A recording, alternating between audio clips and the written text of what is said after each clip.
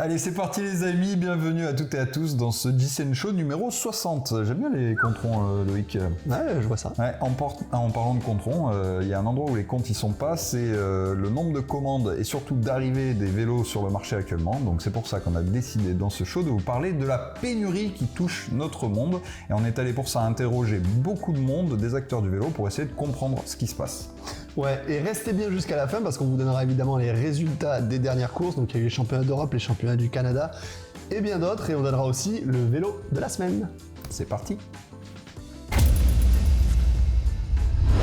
Donc d'où vient la pénurie, Loïc? Tout d'abord, c'est en gros une des conséquences de la crise du Covid, on peut dire ça comme ça, mais il y a beaucoup de facteurs qui se sont mêlés. Tout d'abord, il y a eu une suspension de l'activité des usines, on peut dire, puisque pendant certains mois, elles ont été bloquées, et derrière, un boom de la demande lié à un nouvel élan et une nouvelle envie des gens d'avoir ce sentiment de liberté qui est apporté par le vélo. Il y a aussi un côté un peu sécuritaire, à l'époque où on dit qu'il faut garder ses distances. C'est vrai que le vélo, ça permet de rester à l'air libre, de garder ses distances. Le tout a créé la situation dans laquelle on se retrouve aujourd'hui, à savoir une pénurie dans le monde du vélo. Tout d'abord, nous, on est allé voir certains de nos partenaires et certains acteurs du vélo pour leur poser des questions et savoir un petit peu, eux, comment ils l'ont vécu et comment ils le gèrent. Je crois qu'on a une réaction de chez Specialized, mon lot.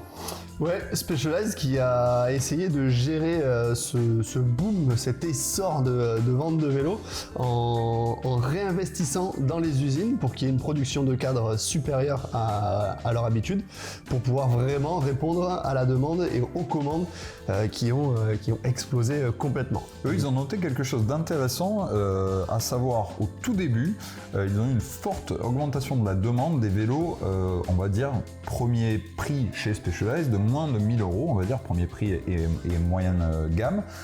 Donc on va dire un peu du vélo tout venant. Et progressivement, ça s'est déplacé vers le haut de gamme et aujourd'hui, on voit une très forte augmentation notamment de la demande dans les e-bikes et dans le tout-terrain en général, gravel compris. C'est intéressant parce que ça donne une tendance en fait. On voit que le e-bike, ça cartonne, ouais. On voit que finalement le vélo en général profite de cet essor. On pourrait dire oui, c'est que le vélo très haut de gamme qui en profite, mais pas que. Au contraire même, ça a été vraiment le vélo tout venant. Mais Loïc, on a eu une pénurie de vélos, mais pas que. On a aussi et surtout une pénurie de composants, parce qu'à la limite, il y a certaines marques qui avaient énormément de cadres en stock, mais qui ont ce problème-là, c'est qu'ils n'arrivent pas à les monter. C'est le problème de Spé, justement, qui a réinvesti dans ses usines pour faire des cadres en conséquence, mais le problème, il est venu ailleurs, c'est les composants, donc les grandes marques fabricants de composants, qui n'ont pas pu suivre avec les usines fermées, et puis la hausse de la demande forcément derrière, donc voilà, grosse pénurie, rupture de stock partout, et il s'est avéré que même sur certains vélos, qui n'ont pas pu être livrés à cause de chambre à air. Oui. Donc ça va du plus noble au plus petit des composants, parce qu'imaginez, on arrive à monter un vélo complet avec tous les éléments et au final on peut pas le vendre parce qu'il nous manque une paire de chambres à air qu'on attend depuis des semaines.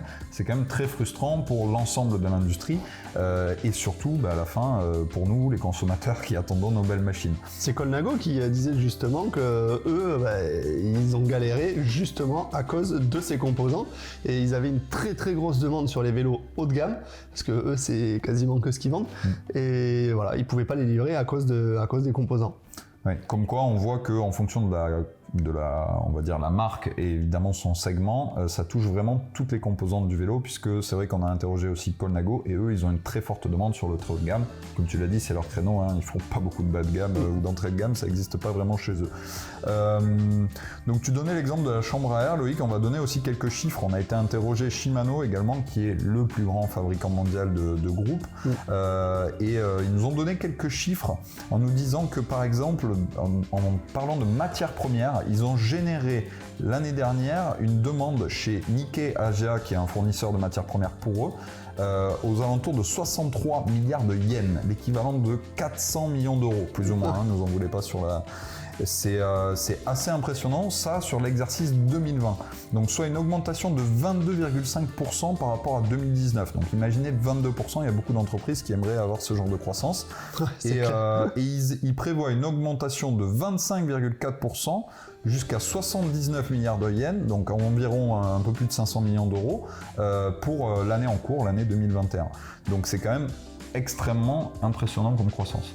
Ah, c'est terrible. Et le problème, c'est qu'ils n'arrivent pas à faire face à ça aujourd'hui encore, parce que la pénurie, elle continue.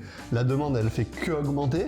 La production, ils essayent de l'augmenter derrière, mais pour rattraper les 2 mois de retard, 3 mois, 4 mois, impossible. Du coup, il y a toujours de plus en plus de retard. Et vous voyez bien dans vos magasins de cycle, ou même sur Internet, quand vous commandez vos pièces, si ce n'est même que des plaquettes de frein, c'est impossible à trouver.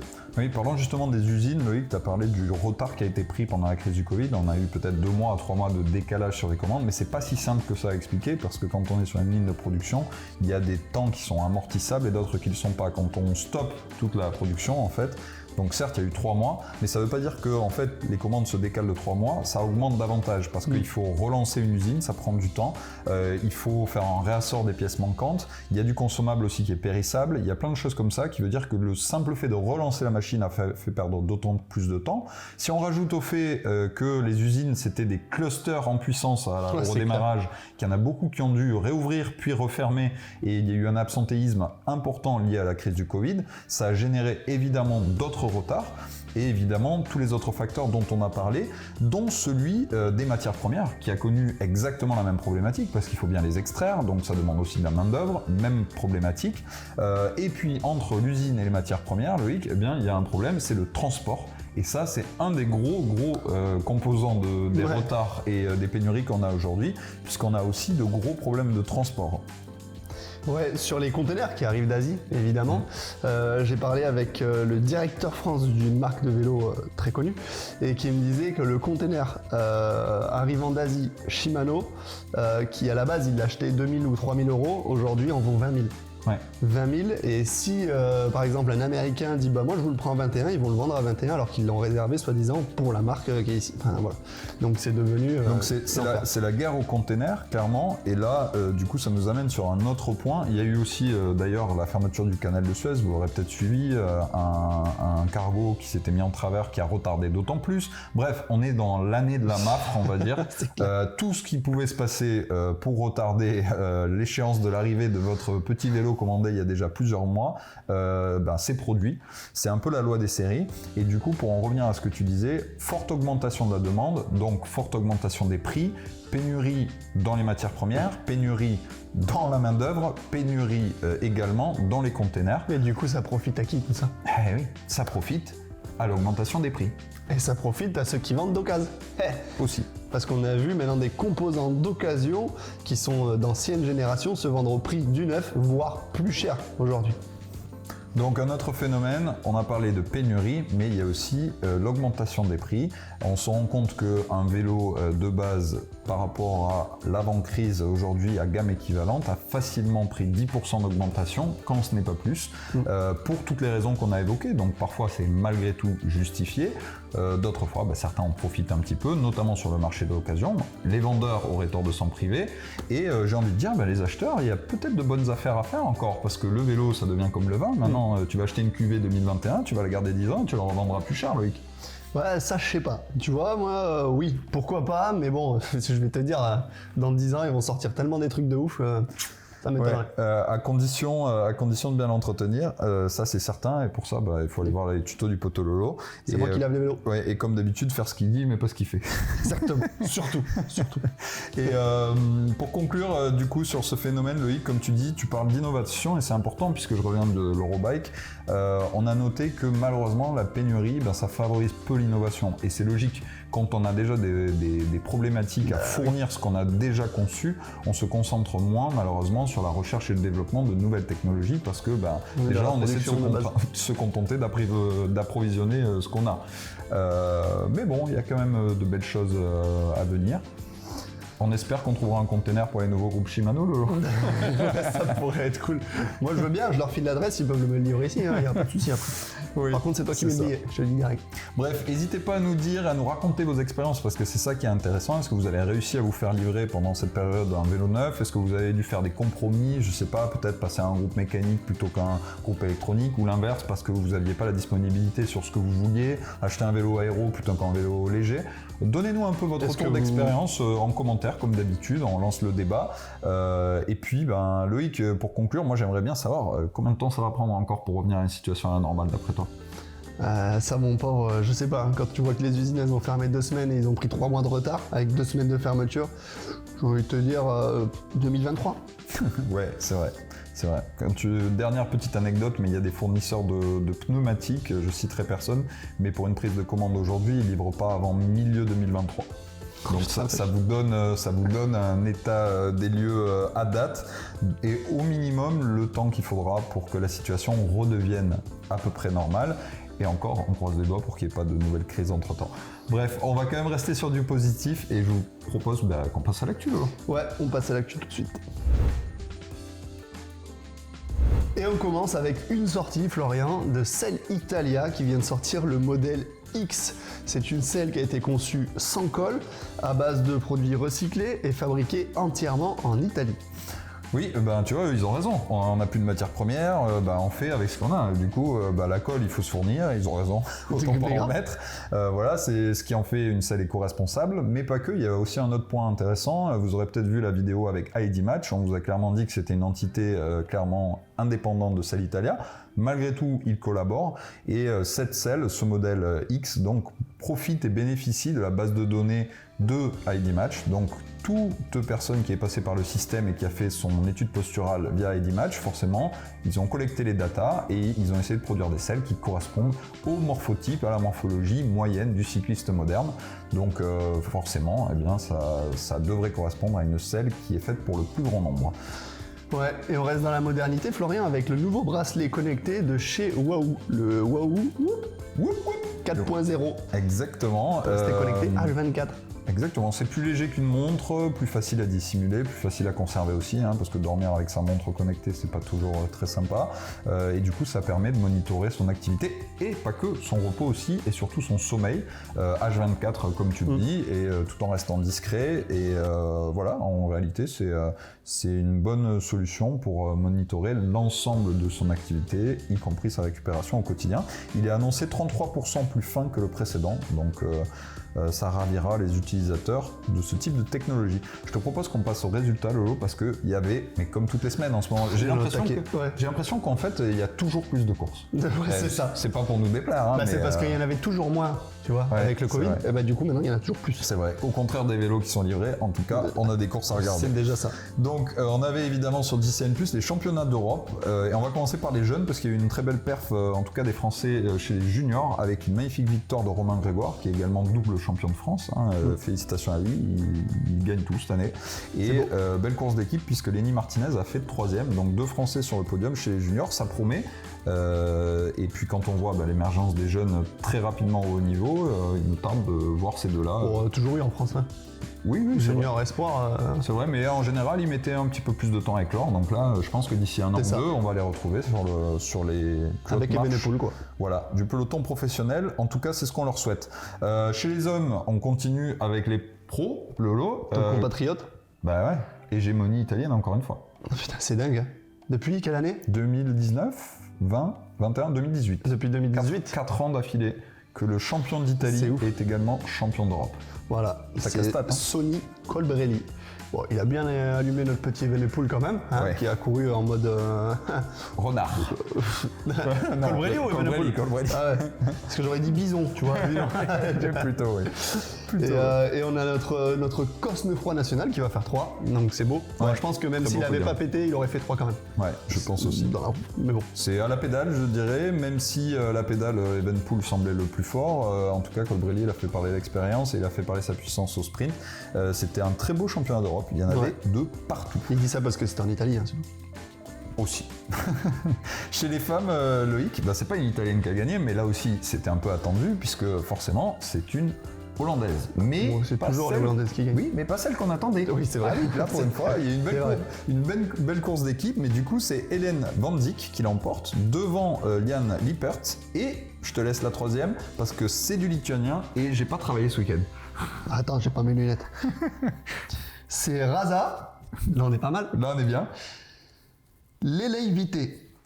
Allez! Je pense que t'es pas mal. Bref, si vous avez quelques notions, n'hésitez pas à nous envoyer en phonétique. Et promis, on travaillera, mais c'est vrai qu'elle faisait pas partie de nos favorites pour le podium, donc on l'avait pas trop bossé. Non. En tout cas, belle victoire des Pays-Bas qui du coup ont démontré une belle force collective.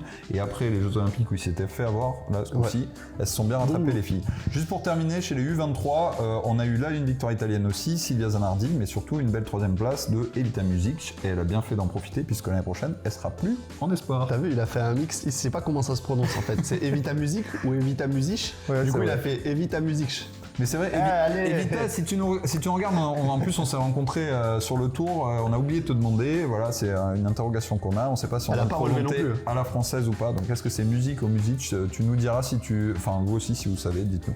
Lolo, on reste dans la francophonie parce que c'est pas tout, on parle beaucoup des Français, mais il n'y a pas que les Français, les Belges en parlent aussi souvent, mais il y a nos amis du Canada qui avaient leur championnat national. Et du coup on a eu une très belle victoire chez les pros de Guillaume Boivin devant... le fameux Antoine Duchesne de FDJ et 3e Derek Guy. Ouais, et il y avait longtemps qu'ils n'étaient pas rentrés ces deux-là, je pense. Donc ça va leur faire plaisir aussi. Et en tout cas, on sera content de voir Guillaume avec un maillot national représenter ses belles couleurs. Chez les femmes, du coup, c'est Elissa Proulx qui l'emporte devant Mathilde Huot et Jasmine Lavergne. On avait aussi une belle course dans le Schnorr. Ah ouais, le GP Fourmi, putain, ça là, elle déchire. C'est là où t'es le plus proche de la population nordiste. Ouais. C'est vrai en plus, elle est magnifique cette course. J'ai jamais eu l'occasion de la faire, mais je te crois. Ah ouais, non, elle est magnifique. Et en plus, elle a été gagnée par un semi-nordiste. Enfin, je dis semi parce qu'il a le maillot toujours de l'équipe. De Cofidis, Elias Viviani, devant Pascal Ackermann et Fernando Gaviria. Donc, beau sprint. Ouais, petite parenthèse sur Elia Viviani, il est annoncé du côté de la Ineos, et en tout cas, ça fait plaisir de voir que ça l'a remotivé, puisqu'il se remet à gagner des sprints devant du beau monde. C'est clair. Ackermann, Gaviria, ça faisait dit sur la fin de contrat, il s'est dit je veux gagner des courses. Ouais, longtemps qu'on l'avait pas vu à une telle fête, donc très content pour lui. Et le Grand Prix de Fourmi qui s'est mis aussi à la version féminine depuis quelques temps, avec la Coralis Fourmi féminine, qui a été remportée, elle, par la Britannique Pfeiffer Georgie du team DSM. Moi j'aurais dit Pfeiffer. Pfizer quoi. On est à peu près dans le même. S'il faut, c'est la même famille. Arrête, on va se faire censurer, on n'est pas là pour ça. Bref, en tout cas, belle initiative de féminiser aussi les courses dans le Schnorr. Et mon Lolo, je te propose qu'on termine par le Tour de Grande-Bretagne, qui nous a donné du beau spectacle, avec une victoire finale sur la dernière étape et également au classement en général au jeu de bonification de Wout van Aert. Ils ont fait chat et souris avec Ethan Hayter pendant toute la semaine du Tour de Grande-Bretagne, avec Julien Lafilippe en arbitre. Et du coup, ça se termine au profit de Wout van Aert, qui du coup l'emporte au général devant Ethan Hayter et Julien Lafilippe. Voilà. Et la belle histoire du week-end, Lolo, tu vas nous la raconter d'ailleurs sur ce Tour de Grande-Bretagne? Je sais pas, je la connais pas. Ah oui, si. Bah oui. Ah si, tu la connais. Bah bien sûr. C'est Pascal. Ah putain, c'est parce que le nom est compliqué à dire. C'est pour ça qu'il me laisse le faire l'enfoiré. Pascal Encorn. C'était la semaine des noms compliqués. Pascal Encorn de la Lotto de Jumbo Visma, qui a donné un bidon à un jeune coursier qui s'est mis full gas sur le trottoir pour les rattraper en pleine course. Du coup, il a tendu son bidon. Très beau geste. Et les deux se sont fait un nom du coup dans cette histoire puisque tout le monde en parle. Enfin voilà, forcément, donc on va devoir apprendre à prononcer son nom. Et puis le jeune s'appelle Xander Graham également. Et vu qu'on est de plus en plus précoce dans le cyclisme professionnel, on a déjà annoncé qu'il était en contact avec le Jumbo Visma pour signer l'année prochaine à l'âge de 14 ans. Non, l'année prochaine, moi je pense pas, mais d'ici stagiaire l'année prochaine. Ouais, mais en tout cas, il a montré de belles aptitudes parce qu'en plus c'était un léger faux plat. Donc voilà. En tout cas, très belle image, on aime ça. Il n'y a que dans le vélo où on voit ça. Le Tour cycliste féminin de l'Ardèche est encore en cours, on en parlera la semaine prochaine. Et Lolo, je te propose qu'on finisse par le vélo de la semaine. En plus, celui-là, c'est une petite merveille. Ah ouais, celui-là, c'est moi qui ai choisi encore. Ouais, mais là, je ne peux qu'approuver. Voilà, c'est le vélo de Hugo. Et donc, on suppose que tu t'appelles Hugo. Le Colnago Dream Mapei. Ah là là, magnifique. Ce vélo monté avec des lightweight. J'ai du mal à voir la photo. Du coup, pédalier FSA. Groupe Campagnolo record, super record, pardon. Non, pédalier super record, pardon, je dis des conneries. Franchement, magnifique. Tu connais ma passion pour le maillot Mapei, l'équipe Mapei. Du coup, j'étais obligé de choisir ça. Mais tu vois, on parlait des vélos qui prennent de la valeur. Ça, c'est un classique, c'est indémodable. Alors, moi, le combo lightweight, c'est vrai que c'est un vélo que je voyais bien quand même sur les routes pavées du Nord, tu vois, gagner des courses. Ça m'évoque plus quand même une autre paire de roues. Mais en tout cas, je dois dire que ça lui va très bien. Non, il est trop Et, beau ce vélo. bah- D'ailleurs, Hugo, si tu nous entends, moi je veux bien faire un test sur ton vélo. Ce gaffe, il va te le piquer, il a récupéré une tenue Mapei il y a pas longtemps, il est trop À fort. la limite, Colnago contre Colnago, je te l'échange contre mon Colnago édition Tadej Pogacar. Franchement, ça se vaut. Ça peut faire une belle vidéo. D'ailleurs, allez voir la vidéo de Loïc sur vélo rétro versus vélo moderne de ce week-end. C'est un peu dans le même état d'esprit. Bon, mais mon Lolo, c'est fini pour cette semaine. Déjà Ah oui. Et Ah ouais. je crois savoir qu'on a des surprises pour la semaine prochaine. On aura des champions en invité si tout se passe bien. Et puis, bah, nous, on va tourner plein de nouvelles vidéos pour vous. C'est la rentrée et voilà, on va faire du frais. Donc, bah, à bientôt. À plus.